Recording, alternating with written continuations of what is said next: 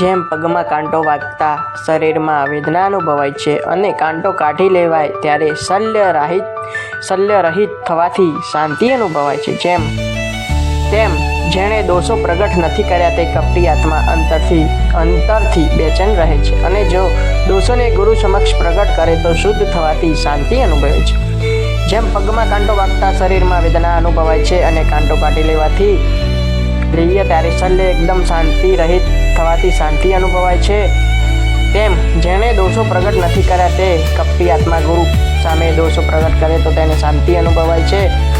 જો આ વિડીયો તમને ગમ્યો હોય તો લાઈક કરો, શેર કરો, સબસ્ક્રાઈબ કરો, બેલ આઇકન દબાવો એટલે તમને અવનવા વિડીયો મળતા રહે. તમે જુઓ, બીજાને જોડાવો, સબસ્ક્રાઈબ કરાવો.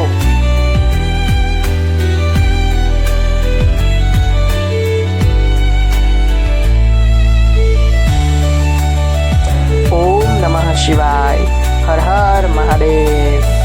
ઓમ નમઃ શિવાય. હર હર મહાદેવ. જય શિવાળી માનો જય. ઓમ નમઃ શિવાય.